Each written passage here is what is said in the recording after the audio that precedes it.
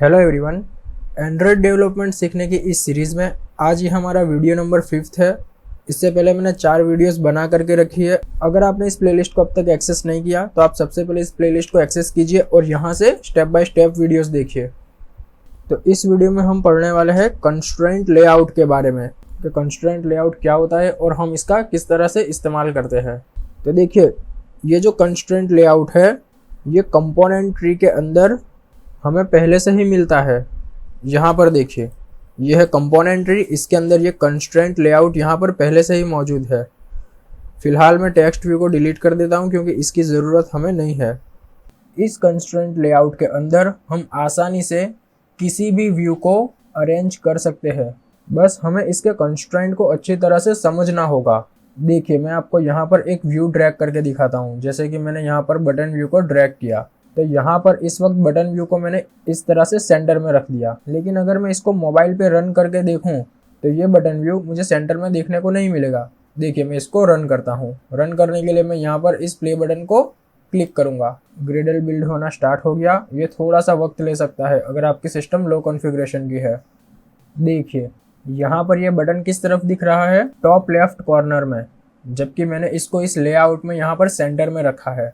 लेकिन हमारे Android system को ये समझ में ही नहीं आया कि ये बटन है कहाँ पर, क्योंकि हमने इसे कंस्ट्रेंट नहीं किया। इस वजह से इस डिवाइस ने क्या किया, इस बटन को अपनी तरफ से ही टॉप लेफ्ट कॉर्नर में सेट कर दिया।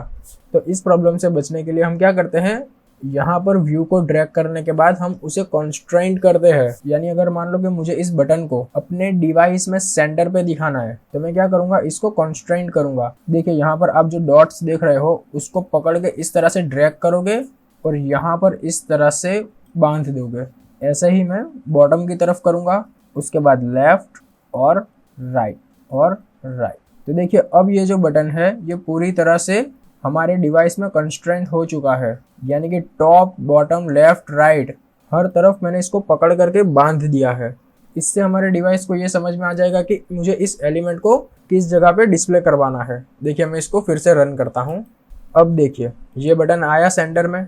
मान लो कि आप इसको थोड़ा ऊपर की तरफ रखना चाहते हो तो आप क्या करोगे, इसे यहाँ से बीच में से पकड़ोगे और जितना ऊपर आप रखना चाहते हो वहाँ ले जाकर आप इसे छोड़ दोगे और फिर रन करके चेक करोगे कि ये कैसा दिख रहा है। देखिए, ये कुछ इस तरह से देखने को मिला। अब इस व्यू के अंदर जो कंस्ट्रेंट लगे हुए हैं, आप इसको रिमूव करना चाहते हो तो आप कंट्रोल बटन को प्रेस रखोगे और इन डॉट्स पर क्लिक कर दोगे। देखिए, राइट, बॉटम, लेफ्ट। अब मैंने इसका कंस्ट्रेंट पूरी तरह से रिमूव कर दिया है।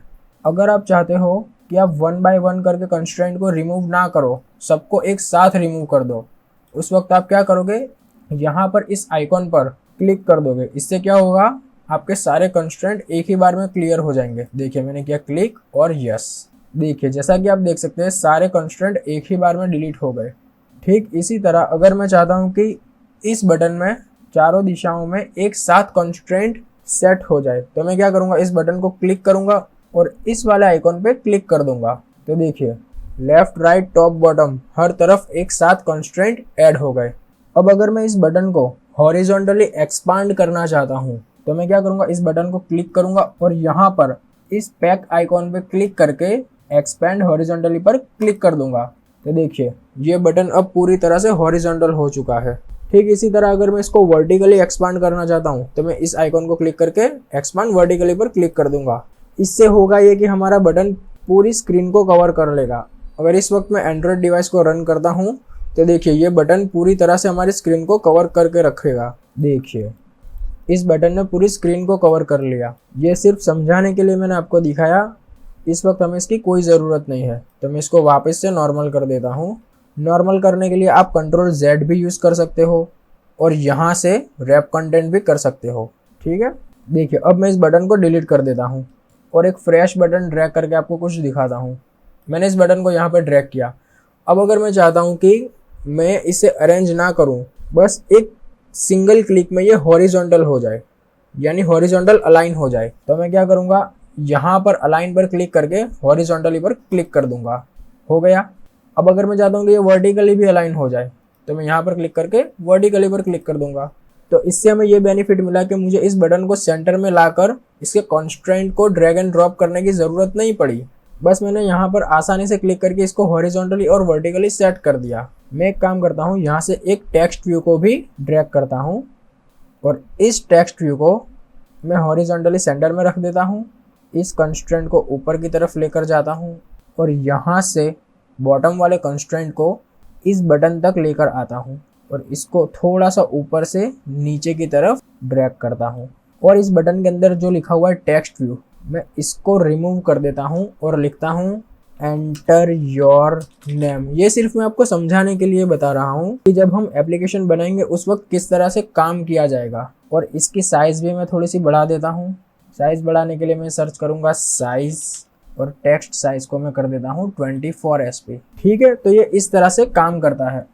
ठीक है, तो यहाँ पर मैंने एक टेक्स्ट व्यू और एक बटन व्यू को ड्रैग कर लिया है। तो जब हम एप्लीकेशन को डेवलप करेंगे उस वक्त आपको ये बात याद रखनी है कि सिर्फ इस तरह से टेक्स्ट व्यू को ड्रैग कर लेने से वो सेंटर में नहीं आ जाएगा, हमें उसके कंस्ट्रेंट को सेटअप करना होगा।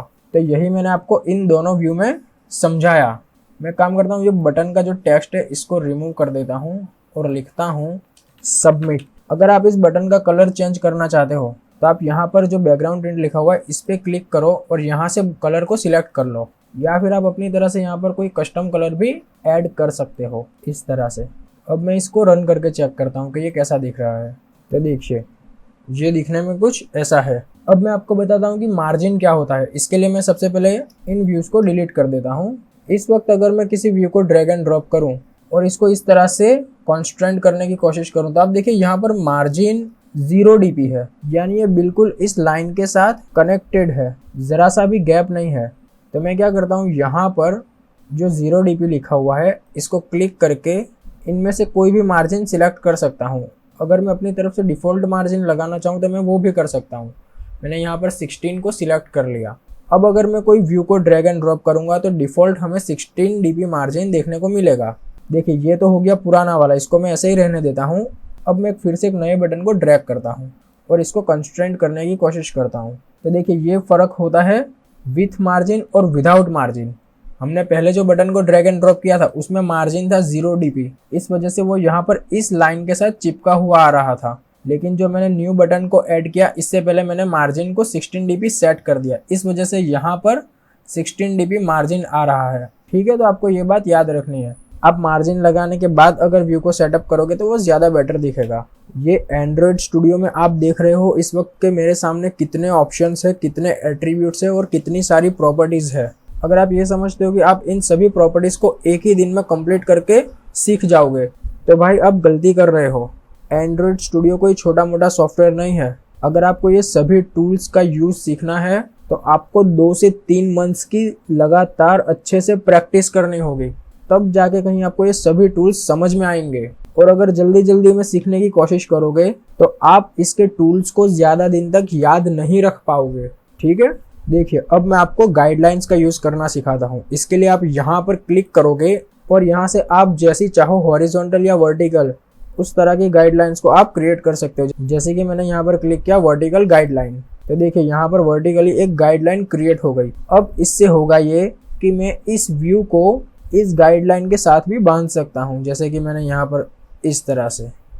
देखिए, तो मेरा आपको यही सजेशन है कि जब आप एंड्रॉयड के लिए किसी एप्लीकेशन को डेवलप करें उस वक्त गाइडलाइंस का यूज़ ज़रूर करें, क्योंकि अगर आप गाइडलाइंस का यूज़ नहीं करोगे और ना ही आप मार्जिन का यूज़ करोगे तो आपका लेआउट कुछ इस तरह से दिखेगा जो कि प्रोफेशनल नहीं है। अगर आप ऐसी ही गाइडलाइन राइट साइड लगाना चाहते हो तो आप क्या करोगे, कोड में जाओगे, यहाँ से ये गाइडलाइन की कोडिंग है इसको करोगे कॉपी और पेस्ट। मैं इसकी आईडी वैल्यू को चेंज कर देता हूँ, मैंने लिखा गाइडलाइन 5 और यहाँ पर जो लिखा हुआ है बिगिन इसको मैं रिमूव करके एंड लिख देता हूँ।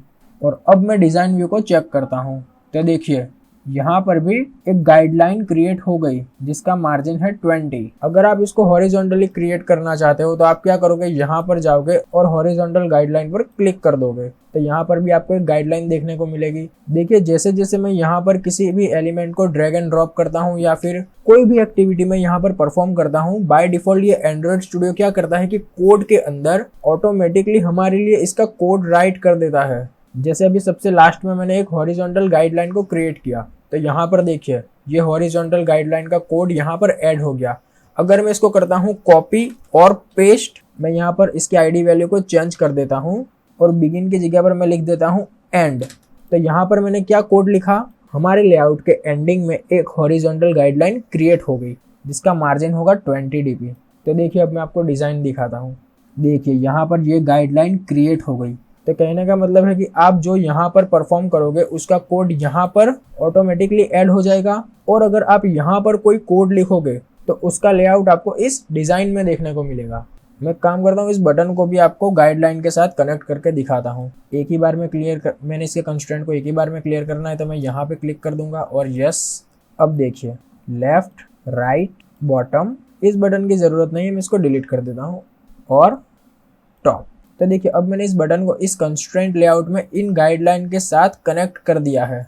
देखिए लेआउट को क्रिएट करने के लिए तो आप गाइडलाइन के बिना भी लेआउट को क्रिएट कर सकते हो, लेकिन आपका काम जितना प्रोफेशनली होगा, आपकी एप्लीकेशन को यूज करने वाला यूजर भी आपकी तरफ उतना ही अट्रैक्ट होगा। तो इन छोटी छोटी बातों को आप इग्नोर नहीं कर सकते। तो इस वीडियो में हमने कंस्ट्रेंट का यूज करना देखा, हमने गाइडलाइंस के बारे में पढ़ा, मार्जिन डीबी किस तरह से सेट करते हैं हमने ये देखा, हमने ये भी देखा कि कंस्ट्रेंट को एक ही बार में एक साथ किस तरह से क्लियर कर सकते हैं और किस तरह से इसको ऐड कर सकते हैं, और हमने ये भी देखा कि हम हॉरिजॉन्टली और वर्टिकली हम किस तरह से किसी व्यू को सेट कर सकते हैं।